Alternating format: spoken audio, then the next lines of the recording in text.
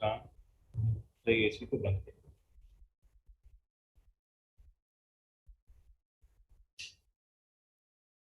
So the show is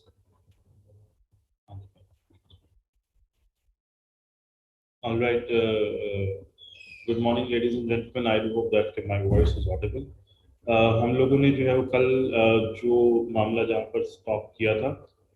हम उसका जो है वो एक ओवरव्यू ले लेते हैं, then we will move on to the next important topic, that is blood pressure. कल मैंने आप लोगों से कहा था कि आपका जो इंटरस्टिशियल फ्लूइड है उसके दो इंपॉर्टेंट फंक्शंस होते हैं। एक तो जो इंटरस्टिशियल फ्लूइड है जी, वो आपकी जो सेलुलर कंपार्टमेंट है, जो आपका टिश्यू है, उसको जो है डायरेक्टली न्यूट्रिशन प्रोवाइड करता है। तमाम के तमाम जो प्लाज्मा में डिजॉल्व न्यूट्रिएंट्स होते हैं, अमीनो एसिड्स हैं, ग्लूकोजेस, कार्बोहाइड्रेट्स हैं, इन तमाम को जो है वो आपका सेल तक पहुंचाने में हेल्प आउट करता है। दूसरा, ये जो सेलुलर टिश्यू है आपका, उसको वेट रखता है, और जो फ्रिक्शन से रिलेटेड डैमेज हो सकते हैं सेल मेम्ब्रेन को, उसको जो है वो प्रिवेंट करता है। तो ये कॉन्टिन्यूस ग्राउंड्स के ऊपर जो है वो प्रोड्यूस होता रहता है, और जब ये सक आउट होकर वापस ब्लड में पहुंचता है, तो ब्लड में ये लिम्फेटिक सिस्टम के जरिए और एज लिम्फ जो है वो पहुंचता है। तो प्लाज्मा जो है, जो जिस चीज को बनाती है, वो बेसिकली इंटरस्टिशियल फ्लूइड है। और वही इंटरस्टिशियल फ्लूइड जब आपका एब्जॉर्ब हो जाता है और वापस जो है वो आपका ब्लड के अंदर जो है वो पहुंच जाता है, तो उस पर्टिकुलर सिनेरियो के अंदर उसको हम लोग जो है वो लिम्फ बोलते हैं। तो मैंने आपसे कहा था कि लेट्स सपोज कि जी आपका एक कैपिलरी सिस्टम है, और वो कैपिलरी जो है आपके एक टिश्यू से जो है वो गुजर रही है। जब वो टिश्यू से गुजर रही है, तो उसके दरमियान जो आपके जो कैपिलरी के सेल्स पड़े हुए हैं, उसके इंटर कैपिलरी सेल्स जो है वो आपके जो है वो पोर्स जो है वो एग्जिस्ट करते हैं। और ये पोर्स जो है वो आपका रेगुलर इंटरवल्स के ऊपर जो है वो सिचुएटेड होते हैं, और as a result of these particular pores आपका जो प्लाज्मा है वो इसमें से, कैपिलरी में से सीप आउट होता रहता है इनटू द सेलुलर एलिमेंट, जो कि आपका यहाँ पर जो है वो एग्जिस्ट करता होगा। ये जो आपका फिल्ट्रेट इसमें प्लाज्मा का आ रहा है, इसमें जो पोर्स आपके होते हैं अप्रॉक्सीमेटली 6 to 7 नैनोमीटर होते हैं, जबकि एक जो एवरेज आरबीसी होता है उसका जो साइज होता है वो अप्रॉक्सीमेटली 9 नैनोमीटर का होता है। या जो आप एक प्लाज्मा प्रोटीन होता है, उसका जो साइज होता है अप्रॉक्सीमेटली 11 से लेकर 20 नैनोमीटर जो है उसका साइज हो सकता है। तो इसमें तमाम की तमाम चीज़ें जो है वो आपकी वही होती हैं, उसी कंसंट्रेशन में होती हैं, जिसमें जो कि आपके प्लाज्मा के अंदर मौजूद होता है। माँ सिवाय इसके कि इसके अंदर आरबीसी मौजूद नहीं होगा, और इसके अंदर जो है वो आपका प्लाज्मा प्रोटीन जो है वो आपका मौजूद नहीं होगा। या अगर होगा भी सही तो बहुत कम क्वांटिटी में होगा, कोई छोटी डायमीटर का कोई डिग्रेडेड प्रोटीन, कोई पॉलीपेप्टाइड जो है वो स्लिप कर सकता होगा। लेकिन मेजर प्लाज्मा प्रोटीन और आरबीसी यूजली जो है वो आपका इंटरस्टिशियल कंपार्टमेंट के अंदर जो है स्लिप नहीं कर सकता। सो ये जो आपका इंटरस्टिशियल कंपार्टमेंट है, इसके अंदर जो फ्लूइड आ रहा है, ये बेसिकली आपका जो प्लाज्मा है उसका जो है वो अल्ट्रा फिल्ट्रेट है। और अल्ट्रा फिल्ट्रेट में हम दो चीजें जो है उसको निकालनी है, एक आरबीसी से निकालनी है, और एक आपका प्लाज्मा प्रोटीन जो है उसको जो है वो निकालनी है। तो दूसरी साइड के ऊपर, दूसरे एंड के ऊपर, टिश्यू के दूसरे एंड के ऊपर जो कैपिलरी ओरिजिनेट कर रही होती है, वो कैपिलरी जो है वो आपकी लिम्फेटिक कैपिलरी जो है वो होती है। ये लिम्फेटिक कैपिलरी जो है जी, वो आपकी दूसरी साइड के ऊपर जो है वो लिम्फेटिक जो आपका डक्ट है उसके साथ कनेक्टेड है। और जो लिम्फेटिक डक्ट है जी, वो आपका जो है ऑपोजिट साइड के ऊपर जो है ड्रेन कर रहा है इनटू द वीना केवा। तो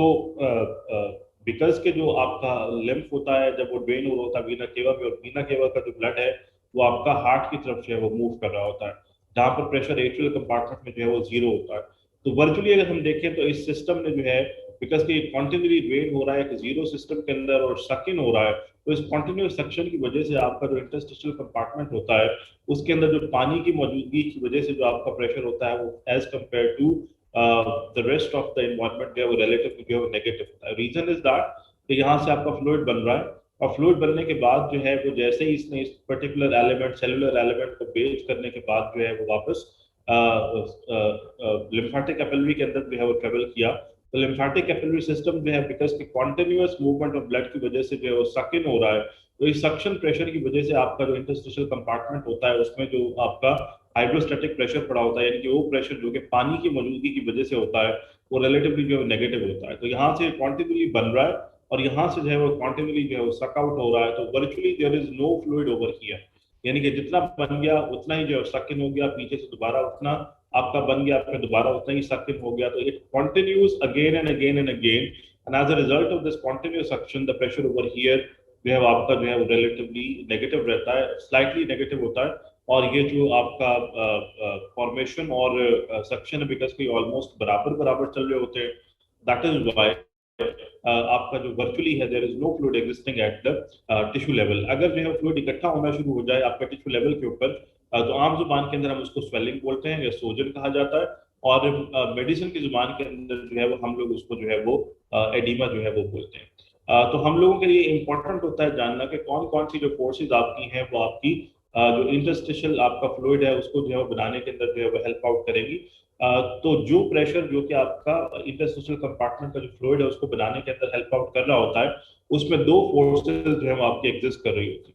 मेजर। एक हाइड्रोस्टैटिक फोर्स है जी, ये वो फोर्स है जो कि आपका जो है वो पानी की वजह से क्रिएट होता है। अगर ब्लड का पानी हम कंसिडर करें तो बेसिकली जो है वो प्लाज्मा है। तो प्लाज्मा की वजह से जो है वो आपका प्रेशर जो है वो वेसल्स के अंदर जो है वो क्रिएट हो रहा है, उसको हाइड्रोस्टैटिक प्रेशर बोलते हैं। इसी को आम जुबान के अंदर जो है वो ब्लड प्रेशर कहा जाता है। यानी कि जिस चीज को आप जो है बेसिकली ब्लड प्रेशर के apparatus के जरिए मेजर कर रहे होते हो, तो वो बेसिकली जो है वो आपका हाइड्रोस्टैटिक प्रेशर होता है, यानी कि वो प्रेशर जो कि आपका लिक्विड एलिमेंट ऑफ ब्लड की वजह से जो है वो क्रिएट हो रहा है with in the blood vessels. और जिसने जो है आपका जो ब्लड है उसको एक लिक्विड कंपोनेंट में रखा हुआ है, उसको सॉलिड कंपोनेंट के अंदर जो है वो नहीं रखा हुआ। सो ये जो आपका हाइड्रोस्टैटिक प्रेशर होता है,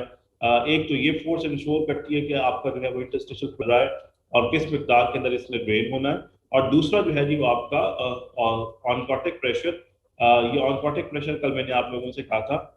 कि वो ऑस्मोटिक प्रेशर जो कि आपका प्लाज्मा प्रोटीन्स की वजह से जो है बन रहा होता है, उसको जो है वो ऑनकोटिक प्रेशर जो है वो कहा जाता है। सो दिस पर्टिकुलर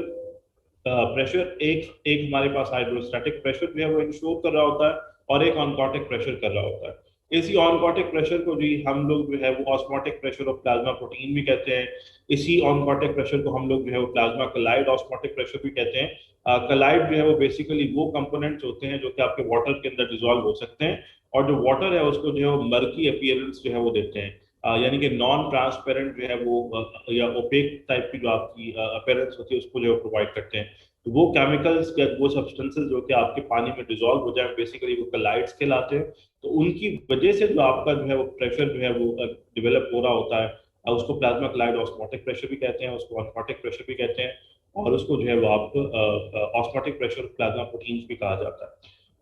हमारे पास हम इस ऑनकोटिक प्रेशर को प्लाज्मा प्रोटीन का प्रेशर इसलिए डालते हैं बिकॉज के जो सबसे बड़ा ऑस्मोटिक एलिमेंट आपके प्लाज्मा में मौजूद होता है वो प्लाज्मा प्रोटीन ही है। वो के अदर सब्सटेंसेस भी होते हैं, ग्लूकोज भी होता है, सोडियम भी होता है, अदर आयन भी होते हैं, लेकिन सबसे ज्यादा आपका ऑस्मोटिक प्रेशर एग्जर्ट करता है विद इन द प्लाज्मा, वो आपका जो है वो ऑस्मोटिक प्रेशर है ऑफ द प्लाज्मा प्रोटीन, जिसको आप ऑनकोटिक प्रेशर बोलते हैं। आपका जो हाइड्रोस्टैटिक प्रेशर होता है, लेट सपोज कि जी आपका ब्लड जो है वो इस पर्टिकुलर जो है वो वेसल के अंदर से गुजर रहा है। तो जिस वक्त वेसल के अंदर से गुजर रहा है तो जो वेसल की वॉल्स हैं इसके ऊपर जो है वो कॉन्टिन्यूली जो है वो फ्रिक्शन का प्रेशर जो है वो एक्सर्ट कर रहा है। तो आपकी जो वेसल वॉल है इस पानी को अकोमोडेट करने के लिए जो है वो बल्ज आउट कर जाती है या फैल जाती है। जब भी इसमें से जो है वो आपका एक हार्ट बीट का नई हार्ट बीट आएगी और ब्लड जो है उसमें से पंप आउट होगा, अगर कभी आप लोगों ने जो है वो अपना जो पल्स है उसके ऊपर जो है हाथ रख कर देखा हो, तो वो एकदम से जिस वक्त आपका हार्ट बीट करता है तो वो बल्ज आउट करता है, फिर वो कोलैप्स करता है, फिर बल्ज आउट करता है, फिर कोलैप्स करता है। तो ये प्रेशर वेव जो कि आपके हार्ट से जो है कॉन्ट्रैक्शन चली है, वो जब आपकी वेसल्स के अंदर जो है वो कन्वर्ट होती है और उसमें से ब्लड को पुश किया जाता है, तो जैसे एक पाइप में से पानी को जो पुश किया जाए तो आपकी जो पाइप की वॉल है की वॉल है वो बल्ज आउट कर जाएगी। और जैसे ही जो है वो आपकी जो वॉल है वो अल्टीमेटली जो है वो बल्ज आउट करेगी, तो इसके अंदर जो सेल्स पड़े हुए हैं उसके दरमियान जो पोर्स पहले जो है वो हिडन पड़े हुए थे, जो कोलैप्स सूरत के अंदर पड़े हुए थे, अब वो पोर्स जो है वो इस पर्टिकुलर आपका जो ब्लड सिस्टम है जो इसमें पंप हो रहा है उसकी वजह से जब ओपन हो जाते हैं, और जब ये पोर्स आपके जो है ओपन हो जाते हैं तो इसमें से जो है प्लाज्मा जो है वो आपका सीप आउट होना शुरू हो जाता है इनटू द इंटरस्टिशियल कंपार्टमेंट। तो ये सबसे बड़ी फोर्स होती है जो कि आपकी फ्लूइड को जो है वो इंटरस्टिशियल कंपार्टमेंट की तरफ जो है वो पुश आउट कर रही होती है। इसी तरह से हम लोगों ने बार बार जो है वो इस पर्टिकुलर जो है वो फैक्ट को जो है वो डिस्कस किया है कि जिस डायरेक्शन के अंदर जो है वो आपका ऑस्मोटिक एलिमेंट जो है वो ज्यादा क्वांटिटी के अंदर पड़ा हुआ होगा, पानी है उसी डायरेक्शन के अंदर जो है वो मूव करेगा। जिस पर्टिकुलर कंपार्टमेंट में ऑस्मोटिक प्रेशर ज्यादा होगा, जिस पर्टिकुलर कंपार्टमेंट के अंदर ऑनकोटिक प्रेशर ज्यादा होगा, यानी कि प्लाज्मा प्रोटीन आपका ज्यादा पड़ा हुआ होगा, उसी की तरफ पानी जो है आपका मूव आउट करेगा। बिकॉज के ये जो अल्ट्रा फिल्ट्रेट आप इसमें से निकाल रहे थे, इसमें से ना आरबीसी आप निकाल पाए हैं और ना ही आप प्लाज्मा प्रोटीन निकाल पाए हैं। तो इंटरस्टिशियल कंपार्टमेंट के अंदर पानी तो मौजूद है, लेकिन उसमें प्लाज्मा प्रोटीन जो है वो नेग्लिजिबल एग्जिस्ट करती है। As a result of that आपका जो ऑन्कोटिक प्रेशर है वो यहाँ पर अप्रोक्सीमेटली जो है वो जीरो के करीब करीब जो है पड़ा हुआ है। जबकि आपका जो ऑन्कोटिक प्रेशर कैपिलरी के अंदर पड़ा हुआ होता है वो स्टेबल क्वांटिटी में 28 के करीब करीब जो है वो पड़ा होता है, 28 मिलीमीटर ऑफ मर्करी। इसका मतलब ये है कि अगर हाइड्रोस्टैटिक प्रेशर जो है वो कैपिलरी का इसको फोर्स आउट कर रहा था फ्लूइड को, तो यही यहाँ पर जो प्लाज्मा प्रोटीन पड़ा हुआ था ये पानी को वापस अपनी तरफ जो है खींचने की जो कोशिश कर रहा होता है। तो ये जो दो फोर्सेज होती हैं, हाइड्रोस्टैटिक फोर्स और जो ऑनकोटिक फोर्स है, ये दोनों आपस में जो है वो रस्साकशी कर रही होती हैं। एक इसको बाहर फेंकने की कोशिश कर रही होती है और एक इसको जो है वो आपका वापस खींचने की कोशिश कर रही होती है। इन दोनों की कॉन्टिन्यूस जो है वो टसल के नतीजे में आप जो है अप्रोक्सीमेटली 0.3 मिलीमीटर ऑफ मर्करी की फोर्स के जरिए फ्लूइड को फॉर्म करने के लिए जो है वो काबिल हो जाते हैं। और ये इतना सफिशिएंट होता है कि इतना फ्लूइड जो है वो आपका यहाँ पर बन जाए और वो न्यूट्रिएंट्स प्रोवाइड कर दे और फिर एडिक्वेटली जो है वो आपका लिम्फेटिक सिस्टम में सकन भी हो जाए, कि यहाँ पर बीच में इसकी एक्यूमुलेशन की गुंजाइश जो है वो नहीं बचती। सो दो फोर्सेस जो है वो काम कर रही होती हैं, हाइड्रोस्टैटिक फोर्स और आपका जो है वो ऑनकोटिक फोर्स। अब ये दोनों जो हाइड्रोस्टैटिक और ऑनकोटिक फोर्सेस हैं, इसमें से एक कैपिलरी के अंदर एग्जिस्ट करती है और एक इंटरस्टिशियल कंपार्टमेंट के अंदर आपका एग्जिस्ट करता है। इसी तरह से ऑनकोटिक प्रेशर भी जो है दो फोर्सेस आपकी एक कैपिलरी में एग्जिस्ट करती है और एक आपका जो है वो इंटरस्टिशियल कंपार्टमेंट जो है वो आपका उसके अंदर जो है वो एग्जिस्ट करता है। तो जो नेट फिल्ट्रेशन प्रेशर होगा, यानी कि वो फोर्स जिसके जरिए आप ये फ्लूइड जो उसकी फॉर्मेशन करवा रहे हैं, उसमें एक हाइड्रोस्टैटिक प्रेशर आ गया आपका कैपिलरी का, माइनस वो इंटरस्टिशियल हाइड्रोस्टैटिक प्रेशर जो कि आपका इंटरस्टिशियम में एग्जिस्ट करता है, माइनस ऑनकोटिक प्रेशर जो कि कैपिलरी में एग्जिस्ट करता है। पी जो है वो आपका कैपिलरी को रिप्रेजेंट कर रहा है और पाई जो है वो ऑनकोटिक प्रेशर को रिप्रेजेंट कर रहा है, प्लस आपका वो ऑनकोटिक प्रेशर जो कि आपका इंटरस्टिशियल कंपार्टमेंट के अंदर एग्जिस्ट करता है। तो ये जो फोर्सेस हैं, ये तमाम की तमाम जो फोर्सेस हैं वो कंबाइन टुगेदर होकर दो इस तरफ और दो उस तरफ इस बात को इंश्योर करेंगी, तो वो अल्टीमेटली जो है आपका जो फ्लूइड है वो बनकर और फिर वापस लिम्फेटिक कंपार्टमेंट के अंदर जो है पहुंच जाएगा। तो ये जो नेट फिल्ट्रेशन प्रेशर है दो फोर्सेस पर जो है वो आपका एग्जिस्ट करता है, एक आपका हाइड्रोस्टैटिक प्रेशर और एक आपका जो है वो ऑनकोटिक प्रेशर। दो आपके हाइड्रोस्टैटिक प्रेशर होते हैं, एक कैपिलरी में और एक इंटरस्टिशियम में। दोनों इस बात को इंश्योर करेंगे कि फ्लूइड जो है वो बाहर की तरफ मूव आउट करे, और ऑनकोटिक फोर्सेस जो है वो आपकी व्हीकल्स को अपोज करती हैं।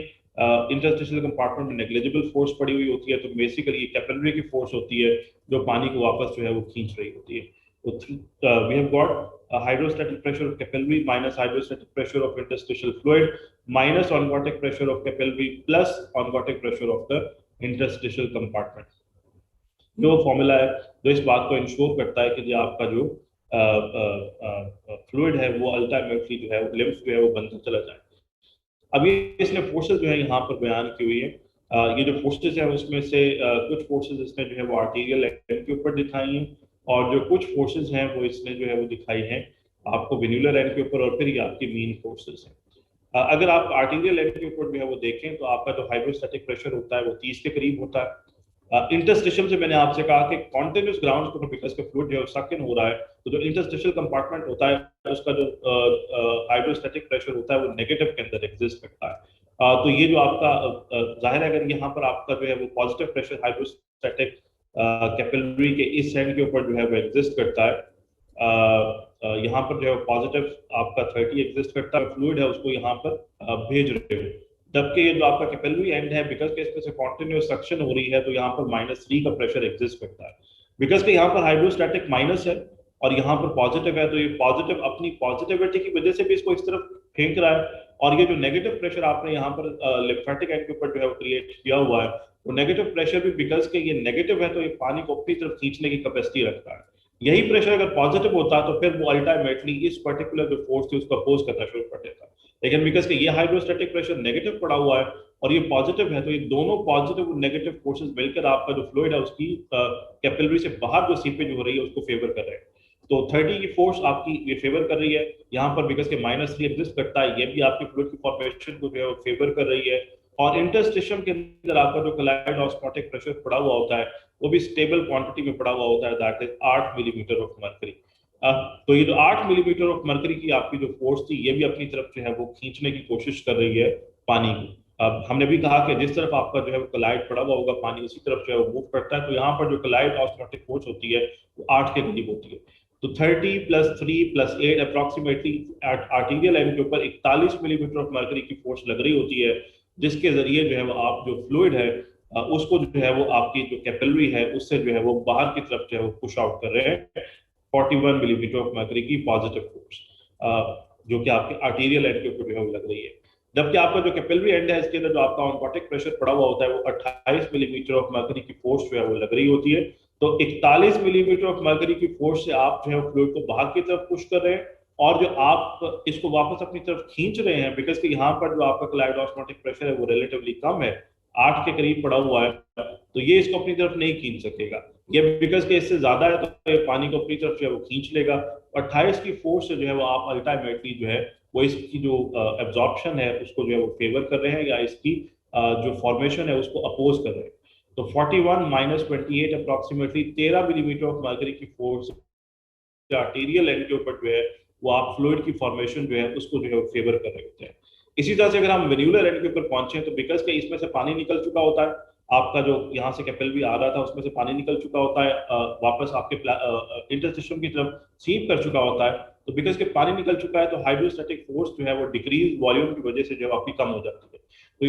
ये फोर्स जो पहले 30 के करीब पड़ी हुई थी, ये घटकर आपकी जो है वो 10 मिलीमीटर ऑफ मरकरी हो जाती है। जबकि आपका जो नेगेटिव इंटरस्टिशियल फोर्स है वो भी वही रहा, और आपका जो अनकॉटिक फोर्स इंटरस्टिशियल में था वो भी वही रहा। तो अब जो आप जिस पर्टिकुलर फोर्स के साथ जो है वो वेन्यूलर एंड के ऊपर जो है वो जो फ्लूइड है उसकी फॉर्मेशन को फेवर कर रहे हैं, तो अब 41 से घटकर जो है वो 21 हो गई है। 21 की फोर्स से आप इसको फेवर कर रहे हैं, जबकि 28 मिलीमीटर ऑफ मरकरी की जो आपकी फोर्स एग्जिस्ट करती थी प्लाज्मा की ऑनकॉटिक प्रेशर की, वो वैसे ही एग्जिस्ट करती है, बिकॉज कि आपने प्लाज्मा प्रोटीन को आर्टीरियल एंड के ऊपर कहीं पर लूज नहीं किया। तो 21 मिलीमीटर ऑफ मरकरी की फोर्स फेवर कर रही है, और 28 मिलीमीटर ऑफ मरकरी की फोर्स जो है वो आपकी जो है वो अपोज कर रही है। अब बिकॉज के आपका जो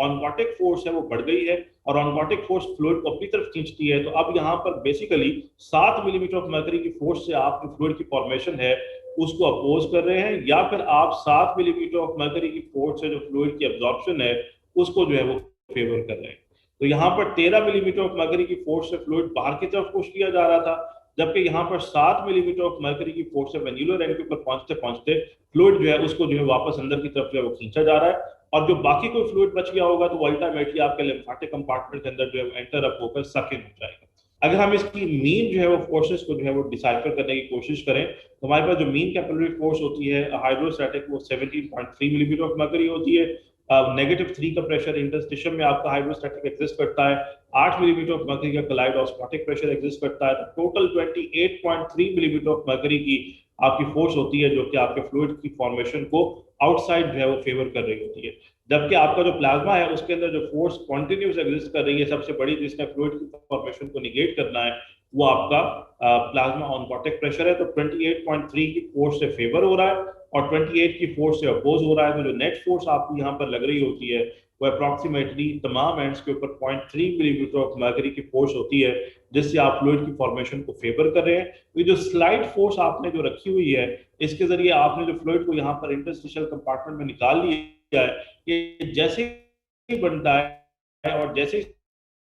सेलुलर पर पहुंचता है वहां से ये सक हो जाता है आपके जो लिम्फेटिक सिस्टम के अंदर। तो virtually there is no fluid existing at the interstitial compartment, that means it is continually form, continually suck. तो आपका जो है फ्लूइड को यहाँ पर सेलुलर कंपार्टमेंट में एक्यूमुलेट होने का मौका ही नहीं मिलता। और अगर किसी वजह से आपका जो फ्लूइड है वो यहाँ पर एक्यूमुलेट होना शुरू हो जाए, तो उसको हम मेडिसिन की जुबान के अंदर जो है वो एडिमा कहते हैं, आम जुबान के अंदर जो है वो आप इसको जो है वो सूजन कहते हैं। तो अब हम इन फोर्सेस को देख लेते हैं कि जी कौन सी ऐसी फोर्सेस हैं जो कि आपके एडीमा की जो फॉर्मेशन है उसको जो है वो फेवर कर रही है। अगर आप यहाँ पर आर्टीरियल लाइन की फोर्सेस को देखें तो कैपिलरी का जो हाइड्रोस्टैटिक प्रेशर है वो फेवर कर रहा है, जो आपका इंटरस्टिशियल का नेगेटिव फोर्स है वो भी फेवर कर रहा है, और जो आपका इंटरस्टिशियल कोलाइड ऑस्मोटिक फोर्स है वो भी जो है आपका फेवर कर रहा है। अगर आप हाइड्रोस्टैटिक फोर्स को जो है वो बढ़ाएं, दैट मीन्स कि आप जो प्लाज्मा का हाइड्रोस्टैटिक प्रेशर वो बढ़ा दें। जो मोस्ट कॉमन डिसऑर्डर जिसके साथ आपका प्रेशर जो है बढ़ सकता है, दैट इज हाइपरटेंशन, जिसे आम जुबान के अंदर हाई ब्लड प्रेशर जो है वो कहा जाता है। अगर ब्लड प्रेशर जो है आपका ज्यादा होगा तो ज्यादा आपकी जो है कुवत से आपकी जो इम्पल्स है वो बाहर की तरफ जो है वो ट्रेवल करेगी, ज्यादा आपकी कैपेसिटी बल्ज आउट होगी, आपके जो पोर्स हैं वो ज्यादा वाइडली ओपन होंगे और उससे ज्यादा क्वांटिटी में आप फ्लूइड जो है वो निकाल सकेंगे। तो as a result of that अगर ब्लड प्रेशर जो है वो आपका ज्यादा एग्जिस्ट करता है तो वो आपकी हाइड्रोस्टैटिक फोर्स को बढ़ा सकता है। इसी तरह से अगर आपका जो वेसल है उसके अंदर जो चलने वाला आपका ब्लड है उसका वॉल्यूम ज्यादा है, तो जब आप किसी बंद ट्यूब में से ज्यादा वॉल्यूम को गुजारेंगे तब भी वो ट्यूब फैल जाएगी, और जब वो फैल जाएगी तो वंस अगेन पोर्स जो है वो आपके वाइड आउट हो जाएंगे। उस पर्टिकुलर सिनेरियो के अंदर भी जो है वो आपका जो फ्लूइड की फॉर्मेशन है इंटरस्टिशियम के ऊपर वो ज्यादा हो जाती है। तो अगर हाइपरवोलेमिया जो है वो आपका एग्जिस्ट करता हो, और hypervolaemia most likely most common उसकी जो रीजन है that is renal failure, because के किडनी ने आपके वॉल्यूम को जो है मॉनिटर करना होता है। तो अगर जो है वो आपका हाइपरटेंशन एग्जिस्ट करता है या hypervolaemia most common causes exist करती हैं, तो वो आपकी फ्लूइड की फॉर्मेशन को बढ़ा देंगी और आपका टिश्यू जो है उसके ऊपर जो है वो पानी इकट्ठा होना शुरू हो जाएगा, जिसको आप बोलते हैं यदि आपका एडिमा जो है डेवलप होना शुरू हो गया है। ये तो हाइपरटेंशन के केसेस होते हैं जिनको हाई ब्लड प्रेशर होता है या जिनको रीनल प्रॉब्लम चल रहे होते हैं, वो बहुत कॉमनली आपको बताते हैं कि जो उनके हाथों पैरों के ऊपर सूजन आ जाती है। तो जो सूजन आ रही है बेसिकली आपका जो डिस्टर्ब डायनामिक है इन फोर्सेस का उसकी वजह से आ रही है, और जिस चीज को वो सूजन कह रहे हैं वो बेसिकली इंटरस्टिशियल जो है फ्लूइड आपका इकट्ठा हो रहा है, जितना आपका ड्रेन हो रहा है उससे ज्यादा बन रहा है। As a result of that आप टिश्यू के ऊपर जो है वो स्वेलिंग या एडिमा डेवलप कर रहे हैं। दूसरी अगर हम लोग देखें कि आपका जो इंटरस्टिशियल हाइड्रोस्टैटिक प्रेशर था वो नेगेटिव था, अगर ये मोर नेगेटिव हो जाए, -5 हो जाए, -7 हो जाए, -9 हो जाए, अगर ये सक्शन जो है वो आपकी जो है वो बढ़ जाए,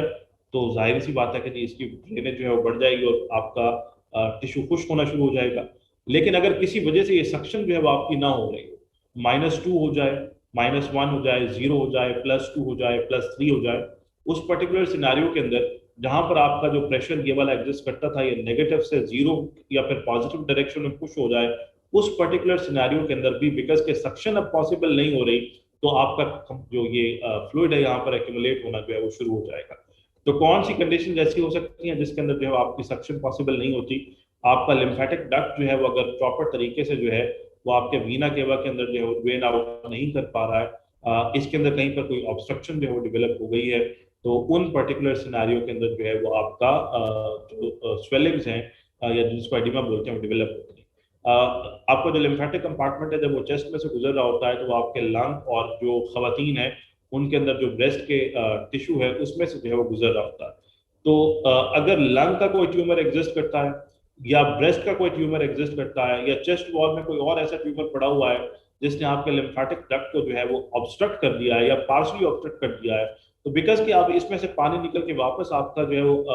ब्लड कंपार्टमेंट में नहीं पहुंच सकता, तो फिर as a result of that आपका ये जो नेगेटिव प्रेशर होता है पॉजिटिव डायरेक्शन में पुश हो जाता है, और आपका पुश आउट हो जाए उस सूरत में भी आपका फ्लूइड जो है एक्यूमुलेट होना शुरू हो सकता है। तो जिस वक्त आपका ये जो प्रेशर है वो पॉजिटिव हो जाएगा तो वो भी जो है वो अल्टीमेटली जो है वो आपकी एडिमा को जो है वो कॉज करेगा। तीसरा क्या, इंटरस्टिशियल क्लॉइड ऑस्मोटिक प्रेशर, किसी वजह से आप जो है वो आपकी जो प्लाज्मा की जो कैपिलरीज हैं वो जो है वो लीकी हो जाए, आपका जो सेल सिस्टम है वो डैमेज हो जाए, और as a result of that आपकी जो वॉल है उसमें से बिकॉज के आपके जो एपिथेलियल सेल्स हैं एंडोथेलियल सेल्स हैं वो डिस्ट्रॉय हो रहे हैं, तो जो पोर्स हैं इसके दरमियान पड़े हुए उसकी वजह से आपने जो है वो आपका जो कैपिलरी सिस्टम है उसमें बड़े बड़े होल्स जो है वो पंच आउट हो गए हैं। और अगर किसी वजह से इसमें बड़े बड़े होल्स जो है वो आपके पंच आउट हो जाए तो उस पर्टिकुलर सिनेरियो के अंदर भी आपका जो फ्लूइड है वो एक्सेसिव क्वांटिटी के अंदर जो है वो इसमें से निकल सकता है, बल्कि वो अपने साथ प्लाज्मा प्रोटीन भी खींच कर ले जाएगा, और जाहिर है जिस तरफ आपका प्लाज्मा प्रोटीन मूव करेगा तो आपका पानी भी जो है उसी तरफ मूव करेगा। तो ये जितने आपके इम्यूनोलॉजिकल डिसऑर्डर्स होते हैं, फॉर एग्जांपल आपके एलर्जिक डिसऑर्डर्स हैं, जैसा कि आपका कोविड के अंदर जो है वो आपको देखने को मिलता है, ठीक, इसमें जो है ऐसे कंपोनेंट्स जो है वो आपके या ऐसे केमिकल्स जो है वो ब्लड में मौजूद होते हैं जो कैपिलरी सिस्टम को डैमेज कर रहे होते हैं। जब ये डैमेज हो रहा था और फिर साथ में उसमें ऐसे कंपोनेंट्स भी मौजूद होते हैं जो कि आपके डायलेटर्स होते हैं, यानी कि इसके फैलाव को जो है वो इन्हांस कर रहे हो। तो जितना ये कैपिलरी फैलती चली जाएगी, एक तो पोर्स बड़े होते चले जाएंगे, दूसरा अगर आपने बीच में जो है वो कैपिलरी के किसी सेल को डैमेज कर दिया है तो वहां पर एक बड़ा जो है वो होल पंच हो गया है, and as a result of that pores में से भी और होल्स में से आपका जो है वो सारा का सारा जो फ्लूइड है वो इंटरस्टिशियम की तरफ निकल सकता है। बिकॉज क्या फ्लूइड मन बहुत ज्यादा क्वांटिटी के अंदर रहा है तो उसका ड्रेनेज जो है वो ओवरवेल्म हो गया है, तो आपका फ्लूइड इंटरस्टिशियल कंपार्टमेंट के ऊपर इकट्ठा होना शुरू हो जाता है। ये भी जो है वो आपका एडेमा जो है वो कॉज करता है। इसी तरह से अगर मैं जो है वो इसकी बात करूं कि हमारे पास के तीन फोर्सेस थी, हाइड्रोस्टैटिक फोर्स बढ़ जाए किसी वजह से, या आपकी जो इंटरस्टिशियम में जो फोर्स पड़ी हुई है वो ज्यादा नेगेटिव हो जाए, पानी को अपनी तरफ खींचना शुरू कर देगी, या फिर आपकी यही फोर्स जो है वो पॉजिटिव हो जाए, ड्रेनेज को जो है वो रिड्यूस कर देगी। दोनों ही सूरतों के अंदर आप एडिमा जो है उसको डेवलप कर सकते हो। और तीसरी ये कि आपका जो ऑनकोटिक प्रेशर आपका इंटरस्टिशियल कंपार्टमेंट में पड़ा हुआ है वो बढ़ जाए, या फिर दूसरी सूरत यह है कि ये एक वाहिद फोर्स है जो कि आपके पानी को वापस वेसल के अंदर खींचने की कोशिश कर रही है। तो अगर आपका जो प्लाज्मा ऑनकोटिक प्रेशर है ये किसी वजह से रिड्यूस हो जाए, अभी जो ऑनकोटिक प्रेशर है ये दो सिस्टम्स कंट्रोल कर रहे हैं।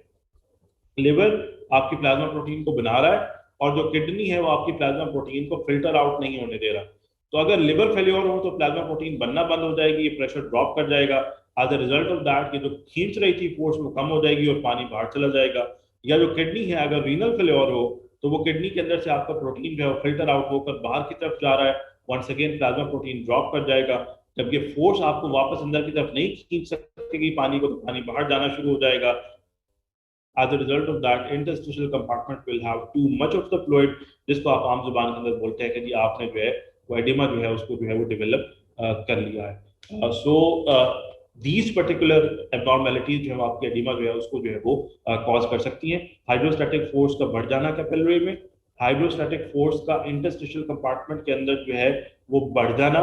या फिर कम हो जाना एक्सेसिवली कि वो अपनी तरफ पानी को खींचना शुरू कर दे,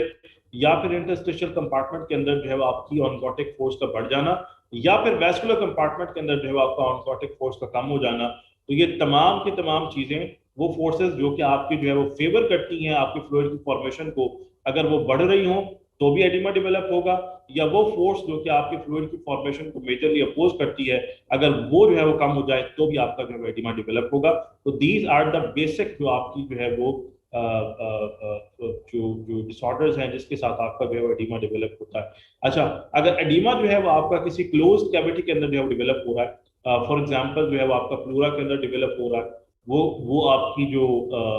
कवरिंग है जिसने लंग को कवर किया हुआ है, पेरिटोनियम के अंदर जो है वो डेवलप हो रहा है, आपकी वो कवरिंग जिसने जो है वो आपकी एब्डोमिनल जो विजरा हैं उनको जो है वो कवर किया हुआ है,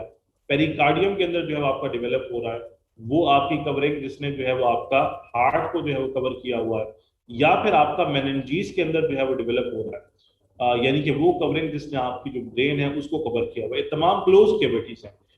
लंग भी जो है क्लोज कैविटी के अंदर मौजूद है, चेस्ट वॉल के अंदर, पेरिटोनियम भी क्लोज कैविटी के अंदर जो है मौजूद, पेरिकार्डियम भी जो है वो आपका क्लोज के अंदर जो है वो मौजूद है। दैट मीन्स के हार्ट आपका चेस्ट वॉल सिस्टम में, और जो ब्रेन होता है वो आपका क्रेनियम में मौजूद होता है। तो वो तमाम के तमाम आपके जो एडिमाज जो कि क्लोज्ड कैविटी के अंदर जो है वो डेवलप हो रहे होते हैं उसको जो है वो इफ्यूजन बोला जाता है। तो अगर आपका ओपन टिश्यू के अंदर, पेरिफेरल टिश्यू के अंदर जो है वो इंटरस्टिशियल कंपार्टमेंट के अंदर जो है वो कहीं पर पानी इकट्ठा हो रहा है तो वो एडिमा कहलाएगा। यही एडिमा जो है वो अगर आपका किसी क्लोज्ड कैविटी के अंदर जो है वो डेवलप हो रहा है तो उस क्लोज कैविटी के अंदर जो एडिमा डेवलप हो रहा होगा उसको जो है वो इफ्यूजन जो है वो कहा जाता है। और जो सबसे कॉमन इफ्यूजन जो होती है हमारे पास वो प्लूरल इफ्यूजन होती है, हमारे पास पेरिटोनियल इफ्यूजन होती है, हमारे पास पेरिकार्डियल इफ्यूजन होती है, हमारे पास मेनिंजियल जो है वो आपकी इफ्यूजन होती है। तो ये तमाम की तमाम जब क्लोज कैविटी में होंगी तो उसमें जो है वो आपका ये डेवलप होगा। ये सवाल जो है बहुत कॉमनली पूछा जाता है कि जी आपका एडिमा जो है वो किससे डेवलप होता है और आपकी जो इफ्यूजन है वो कैसे डेवलप होती है। तो इफ्यूजन का मैंने आप लोगों से ऑलरेडी कहा कि जी इफ्यूजन भी जो है वो उसी सूरत में डेवलप हो सकती है जो अगर भी एडिमा ही है लेकिन एक क्लोज कैविटी के अंदर जो है वो डेवलप हो रहा है। तो डेवलप कैसे होगा, वही फोर्सेस जो भी हमने एडिमा के साथ जो है वो पढ़ी है कि वो जो तीन फोर्सेस जो कि फ्लूइड की फॉर्मेशन को फेवर करती हैं, यानी कि हाइड्रोस्टैटिक प्रेशर जो है वो बढ़ जाए, या फिर आपका इंटरस्टिशियल कंपार्टमेंट का जो प्रेशर है उसमें तब्दीली आए या ऑनकोटिक प्रेशर बढ़ जाए, या फिर आपका जो प्लाज्मा का ऑनकोटिक प्रेशर है वो रिड्यूस हो जाए, उसकी वजह से जो है वो आप जो है वो अगर डेवलप कर रहे क्लोज कैविटी में एडिमा डेवलप कर रहे हैं तो वो इफ्यूजन है। लेकिन जो आपकी इफ्यूजन ऑर्गन्स के साथ डेवलप होती हैं, फॉर एग्जांपल आपका जो लंग सिस्टम जो है वो पड़ा हुआ है, उसके साथ जो है आपकी फ्यूजन डेवलप हो रही है, आपका जो हार्ट पड़ा हुआ है उसके साथ फ्यूजन डेवलप हो रही है, या फिर आपका जो एब्डोमेन पड़ा हुआ है उसके अंदर जो है वो आपकी फ्यूजन जो है वो डेवलप हो रही है। ये मोस्ट कॉमनली जो है वो आपकी जो विजरा होते हैं उनकी जो इन्फेक्शन होती हैं, उन इन्फेक्शन की वजह से जो डेवलप होती है, बिकॉज के जिस वक्त आपका इन्फेक्शन जो है उसने लंग पेरेंकाइमा को या आपका जो हार्ट का टिश्यू है उसको जो है वो अफेक्ट किया है, तो अफेक्ट करने के बाद उसने जो उसके ऊपर सुपरफिशियल कवरिंग पड़ी हुई थी, जैसे लंग्स के अंदर प्लूरा है और हार्ट के अंदर पेरी कार्डियम है और एब्डोमेन के अंदर पेरिटोनियम है, तो ये जो कवरिंग पड़ी हुई थी उसको इन्वॉल्व कर दिया है। अब ये जो कवरिंग होती है ये बेसिकली जो है बहुत हाईली जो है उसके अंदर कैपिलरी की जो वैस्कुलैरिटी होती है, कैपिलरी सिस्टम बहुत एक्सटेंसिव होता है। तो जिस वक्त आपका जो इन्फेक्टिव एलिमेंट है वो इस पर्टिकुलर जो आपकी कवरिंग पड़ी हुई थी उसको इन्फेक्ट करेगा, तो आपके जो इन्फेक्टिव अभी हमने देखा कि जो केमिकल्स थे वो वेसोडायलेशन भी प्रोड्यूस करते थे, और वो जो है वो डायरेक्ट डैमेज भी जो है वो आपका जो आपके इन्फेक्टिव कंपाउंड होते हैं वो प्रोड्यूस करते हैं। तो आपका जो कैपिलरी सिस्टम है ये बहुत हाईली लीकी हो जाता है इन पर्टिकुलर जो है वो इन्फेक्शन के साथ। फॉर एग्जाम्पल टीबी के अंदर, फॉर एग्जाम्पल नमूनिया के अंदर, जैसे कोविड का नमूनिया हमें आजकल देखने को मिल रहा है, तो उसमें बिकॉज के आपका जो प्लूरा है उसके अंदर जो कैपिलरी सिस्टम पड़ा हुआ है वो हाईली लीकी हो जाता है, बिकॉज के जो आपके वेजोडायलेटर्स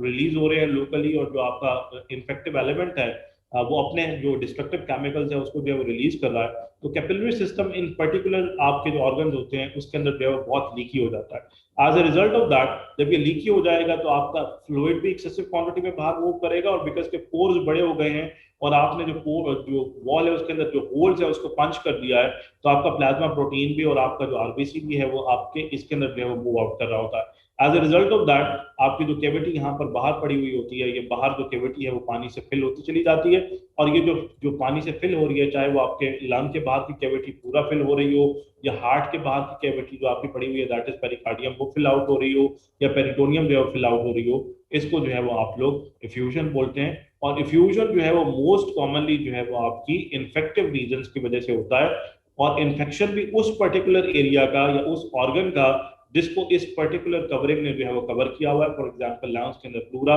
अगर इन्वॉल्व हो जाए टीबी की वजह से, नमूनिया की, हार्ट के अंदर एंडोकार्डाइटिस की वजह से आपका पेरिकार्डियम जो है वो इन्वॉल्व हो जाए, या टीबी अगर हार्ट की है या पेरिकार्डियम की टीबी है तो उसमें इन्वॉल्व हो जाए, या अगर पेरिटोनियम का टीबी है या पेरिटोनियम का कोई और इन्फेक्शन है, या वेसल आपका जो विजरा पड़ा हुआ है उसका टीबी है या उसका कोई और इन्फेक्शन है जिसकी वजह से जो है पेरिटोनियम आपकी इन्वॉल्व हो गई है, तो ये अल्टीमेटली जो है वो आपका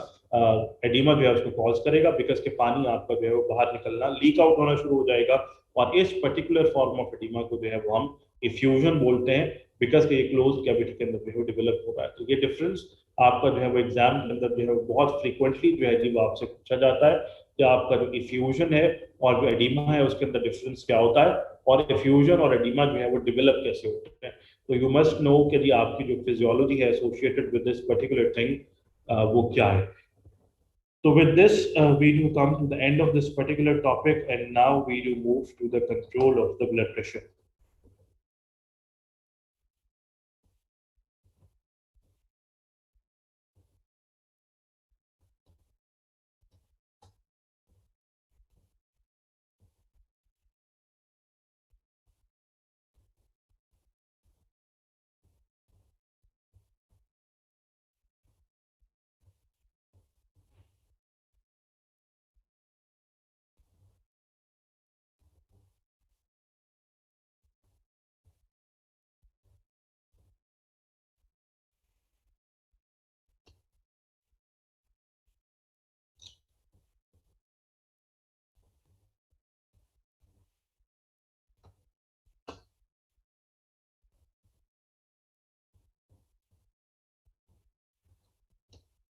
ब्लड प्रेशर से भी पहले जो है हम लोगों को जो है वो टिश्यू की तरफ जो निकलने वाला फ्लो है वो किन पर्टिकुलर फैक्टर्स के जरिए जो है मॉनिटर होता है। Let us see first that आपका जो टिश्यू मेटाबॉलिज्म होता है, जो टिश्यू मेटाबॉलिज्म है, और आपकी जो टिश्यू की ऑक्सीजन रिक्वायरमेंट है, ये इस बात को इंश्योर करेगा कि आपका जो ब्लड है उसने कितना फ्लो करना है आपके टिश्यू की तरफ। आपका जो टिश्यू मेटाबॉलिज्म होता है, अगर वो ऊपर जा रहा है तो आपका ब्लड फ्लो बढ़ जाएगा। टिश्यू मेटाबॉलिज्म नीचे जा रहा है, ऑक्सीजन की सप्लाई जो है वो आपकी कम हो रही है, तो आपका टिश्यू फ्लो जो है वो कम हो जाएगा, ब्लड फ्लो आपका कम हो जाएगा। इसमें जो एक सबसे इम्पोर्टेंट थेरी है, दैट इज वेज़ोडाइलेटर थेरी, कि जितना जो है वो आपकी ऑक्सीजन कंज्यूम होती है, उतना ही मेटाबॉलिज्म जो है वो आपका ज़्यादा होता है, या जितना मेटाबॉलिज्म ज़्यादा है उतनी ही ऑक्सीजन ज़्यादा कंज्यूम हो रही है, उतने ही जो है वो आपके जो मेटाबोलाइट्स हैं वो ज़्यादा क्वांटिटी में प्रोड्यूस हो रहे हैं। और जो सबसे कॉमन आपके मेटाबोलाइट जो है वो टिश्यू लेवल के ऊपर प्रोड्यूस हो रहा होता है because of ATP breakage, that is adenosine. तो एडिनोसिन जो है आपकी लोकल कैपिलरीज जो है उसको जो है वो डायलेट कर देता है। जितने जो है आपकी कैपिलरीज डायलेट हो जाएंगी, उतना ही जो ब्लड है आपका फ्लो टिश्यू की तरफ जो है वो ज़्यादा जो है वो करेगा। इसी तरह से आपके जो एलर्जिक केमिकल्स होते हैं, फॉर एग्जांपल हिस्टामीन, अगर वो प्रोड्यूस हो रहा है तो डायलेट कर देंगे। अभी हमने पीछे एफ्यूजन के साथ देखा कि आपके सर्टन केमिकल्स जो है प्रोड्यूस होते हैं इन्फ्लेमेटरी या इन्फेक्टिव डिसऑर्डर्स के अंदर, और उसमें वो जो वेजोडाइलेशन प्रोड्यूस कराते हैं, फ्यूजन प्रोड्यूस कराते हैं। तो अगर ये एक्सेसिव क्वांटिटी में प्रोड्यूस हो रहा है तो भी आपकी वेजोडाइलेशन होगी, ब्लड फ्लो बढ़ जाएगा। हाइड्रोजन आपका एंड प्रोडक्ट है मेटाबॉलिज्म का, अगर ज़्यादा क्वांटिटी में मौजूद है तो ये भी आपका जो है वेजोडाइलेशन करेगा, जबकि आपका जो पोटासियम है ये भी जो है वेजोडाइलेशन करेगा। हम लोगों ने कहा था कि जी जो जो पोटासियम है, ये तमाम की तमाम चीज़ें आपकी अल्टीमेटली वेजोडाइलेशन जो है प्रोड्यूस करेंगी। जितनी वेजोडाइलेशन होगी उतना ही आपका blood flow to the tissue जो है वो आपका बढ़ जाएगा। दूसरा जो है आपका ऑक्सीजन लैक थेरी या हाइपोक्सिक थेरी है, कि जाहिर सी बात है अगर जितना मेटाबॉलिज्म आपका जो है वो बढ़ रहा है तो आपका टिश्यू ऑक्सीजन जो है उतनी तेजी से यूटिलाइज कर रहा है। जितनी ऑक्सीजन जो है वो आपकी इस्तेमाल हो रही है, टिश्यू के अंदर ऑक्सीजन का जो कंटेंट है वो ड्रॉप कर रहा है। अगर ऑक्सीजन कंटेंट जो है वो एक्यूटली ड्रॉप करना शुरू कर दे तो आपका जो प्री कैपिलरी स्फिंक्टर पड़ा हुआ होता है, ये अल्टीमेटली जो है वो रिलैक्स कर जाता है, और जो हमने वेजो मोशन का फिनोमेना पढ़ा था, उस पर्टिकुलर फिनोमेना के जरिए आपका ब्लड जो है वो रैपिडली जो है वो टिश्यू की तरफ जो है वो फ्लो करता है। सर्टेन वाइटामिन का अगर लैक हो जाए तो आपका जो प्री कैपिलरी स्फिंक्टर होता है, इसकी हेल्थ जो है वो मुतासर होती है, and as a result of that particular thing तब भी जो है वो आपका ब्लड फ्लो जो है वो टवर्ड्स आपका जो टिश्यू है वो ज़्यादा होता है। ऑक्सीजन एक्सेस थेरी या आपका जो मियोजेनिक जो है वो थेरी है, कि अगर जो है वो ऑक्सीजन जो है वो आपका एक्सेसिव जो है वो क्वांटिटी के अंदर जो है वो मौजूद है, इसका मतलब ये है कि ब्लड बहुत ज़्यादा जो है वो आपका फ्लो कर रहा था, मेटाबॉलिज्म जो है वो उतना नहीं है, और ऑक्सीजन जो है वो आपकी ग्रेजुअली इंक्रीज होना शुरू हो गई है। या दूसरी सूरत में अगर ऑक्सीजन ज़्यादा है तो ज़ाहिर है ब्लड ज़्यादा आ रहा था, तो आपका ब्लड वेसल फैल रहा था। जितना आपका जो है वो ब्लड वेसल जो है वो फैल रहा था, उतना ही इसके ऊपर स्ट्रेस जो है वो बढ़ता चला जा रहा था, उतनी ही कोलैप्सिबिलिटी इसमें जो है वो बढ़ती चली जा रही थी। तो अगर आप जो है वो इसको ब्लड वेसल को बहुत ज़्यादा डायलेट करा देंगे तो आपका जो मसल है इसमें, बिकॉज के इलास्टिक फाइबर पड़ा हुआ है, वापस कोलैप्स करने की जो है वो आपकी कोशिश जो है वो करेगा, और जैसे ही आपका जो है वो आपका कोलैप्स करता है तो वंस अगेन आपका जो ब्लड फ्लो है उसको नॉर्मलाइज कर दिया जाएगा।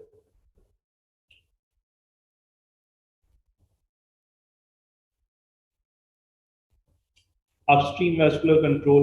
अपस्ट्रीम वेस्कुलर कंट्रोल का मतलब ये होता है कि अगेंस्ट ग्रेविटी आप जो ब्लड जो है उसको भेज रहे हैं, तो उसमें आपके फ्लो जो है उसको मेंटेन जो है वो कैसे रखा जाता है। उसमें दो फैक्टर्स आप प्रोड्यूस करते हैं, एक एंडोथेलियल डिराइव रिलैक्सेशन फैक्टर होता है एडीआरएफ, और एक एनओ होता है, ये भी आपका रिलैक्सेशन फैक्टर है। ये मसल को जो है वो आपके अपस्ट्रीम जाते हुए ब्लड जब आपका अगेंस्ट ग्रेविटी मूव कर रहा होता है, तो फ्रिक्शन की वजह से जो आपका जो वीना केवा का मसल है उसके अंदर जो है वो दो फैक्टर्स प्रोड्यूस होते हैं, जो कि वेसल को डायलेट कर देते हैं, और डायलेट करने के बाद जो है वो आपका अल्टीमेटली ब्लड जो है उसको अकोमोडेट कर दिया जाता है, ये इसके फ्लो को जो है वो हेल्प आउट कर देता है। तो ये acute control of blood flow है कि जी आपकी अगर मिनट टू मिनट कोई तब्दीलियां आ रही हैं तो उनको जो है वो एडजस्ट करते हुए आपका जो ब्लड फ्लो है उसको मॉनिटर कैसे किया जाता है, ताकि एक स्टेबल ऑक्सीजन जो कंटेंट है आपका, उसको जो है वो टिश्यू के ऊपर जो है वो इंश्योर किया जा सके।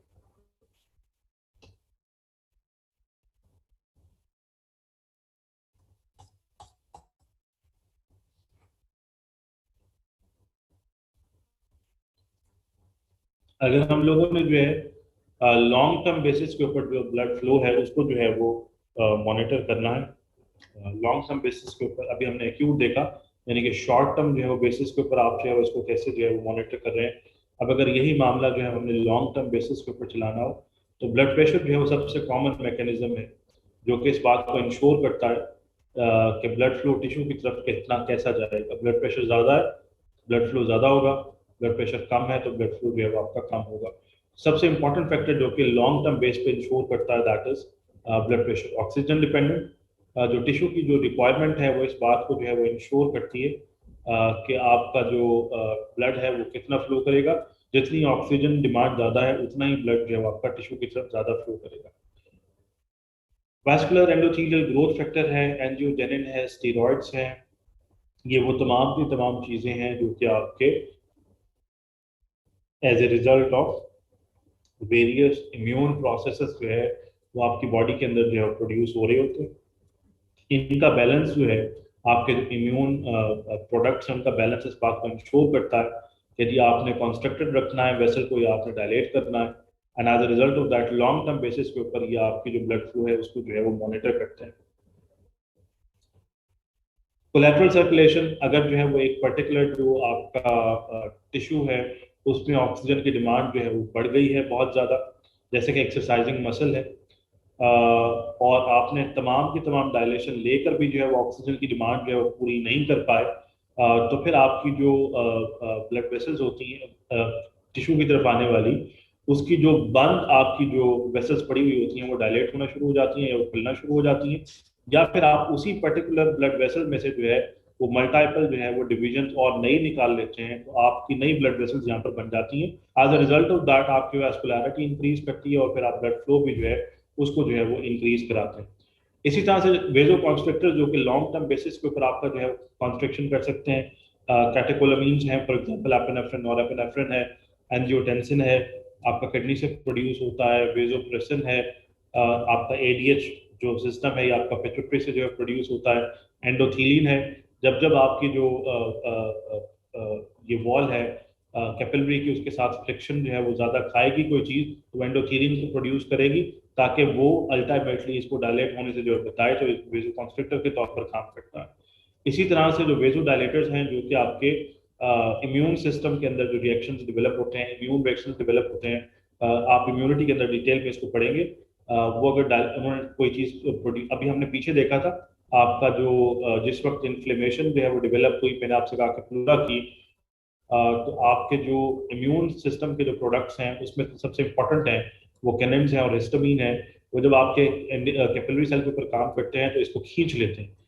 आपके जो दरवाजे हैं वो खुल जाएंगे, बिकॉज के मसल जो है वो खिंच गया है। और जब मसल जो है वो खिंच जाएगा तो पोर्स बड़े हो जाएंगे और अल्टीमेटली जो है वो आपका फ्लूइड बाहर की तरफ जाना शुरू हो जाएगा या डायलेट हो जाएगी वेसल। जो लॉन्ग टर्म बेसिक डायलेटर्स हैं वो आपके इम्यून प्रोडक्ट्स हैं। इसी तरह से जो आपका कैल्सीमिया है, हाइपरकलीमिया है, हाइपरमैग्नीसीमिया है, वेजो कॉन्स्ट्रिक्शन जो है वो प्रोड्यूस करते हैं। एसिडोसिस अगर हो जाए, हाइड्रोजन एक्यूमुलेट हो रहा है, एसिटिक एसिड अगर आपका एक्यूमुलेट हो रहा है, तो आपका सिट्रिक एसिड या जो क्रेब्स साइकिल है उसका बाय प्रोडक्ट है, कार्बन मोनोऑक्साइड हो, ये तमाम की तमाम चीज़ें आपकी वेजो डायलेटर के तौर पर जो है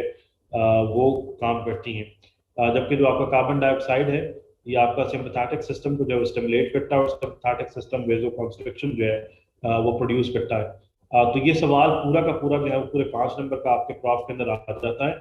कि लॉन्ग टर्म कंट्रोल जो है उसके ऊपर जो है वो नोट लिखें। गाइडन से हम लोग पढ़ रहे हैं और गाइडन के अंदर जो है ये पूरे चैप्टर के अंदर जो है बयान किया हुआ है, उसकी समरी जो है वो स्लाइड के ऊपर जो है अवेलेबल है। तो काइंडली इस समरी को जो है वो जहन के अंदर रखें। और अगर कोई आपसे एग्जाम में ये सवाल आ जाए कि long term control of blood flow जो है उसको कैसे करते हैं, तो उसको इसी स्लाइड के मुताबिक जो है वो आपने गो थ्रू करना है। जितनी भी इंपॉर्टेंट चीज़ें आपकी long term control of blood flow के अंदर जो है वो इंपॉर्टेंट हो सकती हैं, उसको हमने जो है इसी एक स्लाइड के ऊपर जो है वो फिल आउट किया हुआ है। इसमें बेसिकली बहुत ज़्यादा समझने वाली बातों से ज़्यादा रट्टा मारकर याद रखने वाली बातें, बिकॉज के ये फैक्ट्स हैं। और जो फैक्ट्स होते हैं उनके अंदर तो बहुत ज़्यादा लॉजिक मौजूद नहीं होती। This is suppose to be factual information. तो इस फैक्चुअल इन्फॉर्मेशन को आपने ऐसा चीज़ जो है वो याद रखना।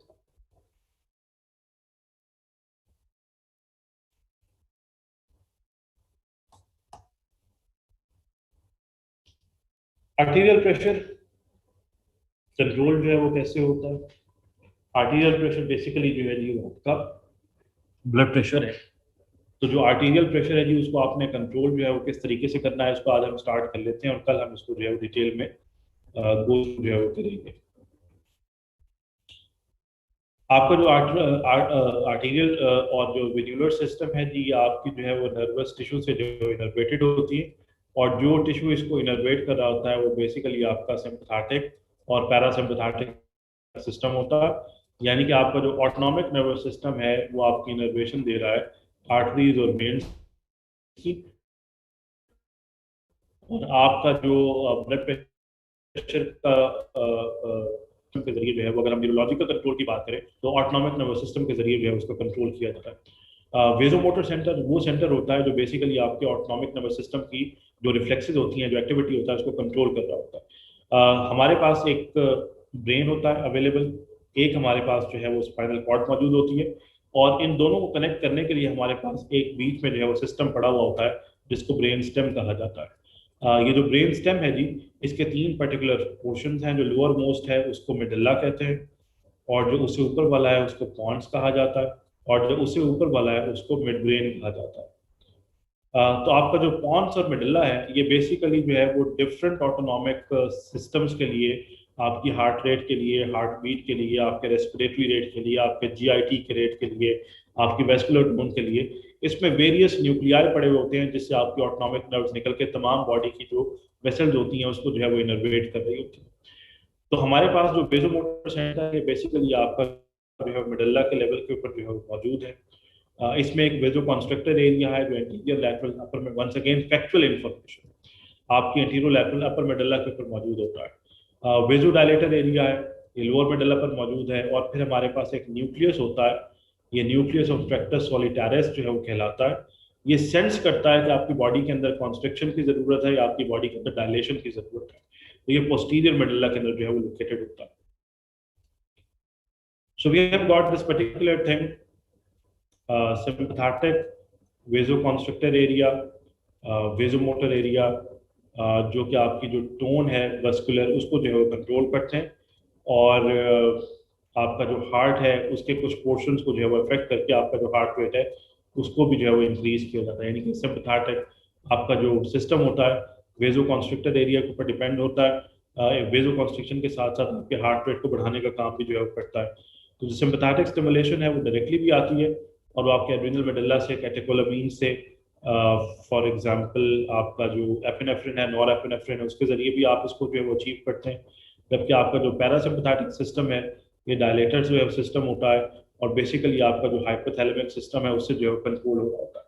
तो जो आपका नर्वस कंट्रोल है जी आर्टीरियल प्रेशर का, जिसको आप आम जुबान के अंदर जो है वो ब्लड प्रेशर बोलते हैं, ये जो ब्लड प्रेशर आपका कंट्रोल हो रहा है आर्टीरियल बुनियादों के ऊपर, इसमें आपने आर्टरीज और जो आपकी वेन्स हैं इसको जो है वो जिन पर्टिकुलर सिस्टम के जरिए जो आप कंट्रोल कर रहे हो वो वेजोमोटर सेंटर कहलाता है। और जो वेजोमोटर सेंटर है इससे जो है आपके दो सिस्टम्स जो है वो कनेक्टेड हैं, आपका सिम्पथेटिक भी और पैरासिम्पथेटिक भी। सिम्पथेटिक जो है वो कॉन्स्ट्रक्टर सिस्टम है, और पैरासिम्पथेटिक जो है वो आपका डायलेटर सिस्टम है। इन दोनों के दरमियान आपका एक और सिस्टम पड़ा हुआ होता है जिसको एनटीएस बोलते हैं, न्यूक्लियस ऑफ ट्रैक्टस सॉलिटेरिस। ये बेसिकली जो है वो आपकी पेरिफेरल जो नर्व्स होती हैं उससे कनेक्टेड होता है। ये सेंस करता है, बेसिकली सेंसरी आपका न्यूक्लियस है कि आपकी बॉडी में कॉन्स्ट्रिक्शन होनी चाहिए, यानी सिम्पथेटिक सिस्टम चलना चाहिए, आपकी बॉडी में डायलेशन होनी चाहिए, यानी पैरासिम्पथेटिक सिस्टम जो है आपका चलना चाहिए। तो ये इनको इनपुट देता है, और फिर आप सिम्पथेटिक या पैरासिम्पथेटिक चलाकर कॉन्स्ट्रिक्शन या डायलेशन जो उसको अचीव करवाते हैं। तो एक कॉन्स्ट्रिक्टर एरिया है एंटीरियर मेडुला में पड़ा है, एक हमारे पास सर एक मिनट डायलेटर एरिया है जो कि लोअर मेडुला में है, और एक एनटीएस है हमारे पास जो कि आपका पोस्ट सिम्पथेटिक वेजो कॉन्स्ट्रिक्टर एरिया है। आपकी कॉन्स्ट्रिक्शन के साथ हार्ट रेट जो है उसको भी इनहांस करता है, और along with sympathetic direct stimulation आप जो है एड्रिनल मेडुला में कैटेकोलामीन्स के जरिए भी जो है वो आप स्टिमुलेशन लेते हैं, और कैटेकोलामीन जिन रिसेप्टर्स के जरिए जो है आपकी स्टिमुलेशन प्रोड्यूस करती हैं, यानी कि कॉन्स्ट्रक्शन प्रोड्यूस करती हैं, अल्फा रिसेप्टर्स। जो डायलेटर एरिया है जी वो आपका पैरासिम्पथेटिक एरिया है, और जो पैरासिम्पथेटिक एरिया है वो ऊपर से जो है वो आपका हाइपोथैलेमस से कनेक्टेड है, और ये डायलेशन जो है वो आपका प्रोड्यूस करता है। तो ये जो नर्वस कंट्रोल है जी आपका आर्टीरियल प्रेशर का, ये long term control of blood pressure जो है वो आपका जो है वो कहलाता है। ये वाला मामला यहाँ पर ख़त्म हो गया। कल इसको दोबारा से जो है वो यहाँ से स्टार्ट करेंगे और हमारे पास दो टॉपिक्स रह गए हैं। कंट्रोल ऑफ ब्लड प्रेशर में कुछ टॉपिक्स रह गए हैं जो कि हम कल देखेंगे, और परसों जो है वो हम आखिरी इस तमाम के तमाम केस जो CBS है उसकी जो क्लिनिकल इम्प्लीकेशन है that is in the form of shock, उसको जो है वो हम लोग जो है वो मॉनिटर जो है वो करेंगे। उसके बाद आपका जो CBS है वो ख़त्म हो जाएगा। आपका जो हार्ट वाला पोर्शन है वो हम लोगों ने जो है वो गाइटन से जो सॉरी गेनोंग से जो है वो पढ़ा है, और जो सर्कुलेशन वाला हम जो टॉपिक जो है वो कर रहे हैं वो हम सारा का सारा जो है वो गाइटन से कर रहे हैं। गाइटन में तमाम चीज़ें मौजूद हैं। काइंडली इसी सीक्वेंस में गाइटन को जो है वो फॉलो करें जिस सीक्वेंस के अंदर स्लाइड्स जो हैं वो आपके अवेलेबल हैं। आपके जो चैप्टर्स हैं वो इस सीक्वेंस में नहीं है, वो हैफेजर्ड जो है वो अरेंज हुए हुए हैं, और उनको इसी सीक्वेंस में आपने पढ़ना है जिस सीक्वेंस के अंदर जो स्लाइड्स हैं वो आपकी हमने अरेंज करके आपको जो है वो दी हुई है। तो कल इंशाल्लाह जो है वो ब्लड प्रेशर कंट्रोल जो है वो हम लोग यहाँ से जो है वो दोबारा जो है वो स्टार्ट करेंगे। तो कल मुलाकात होगी।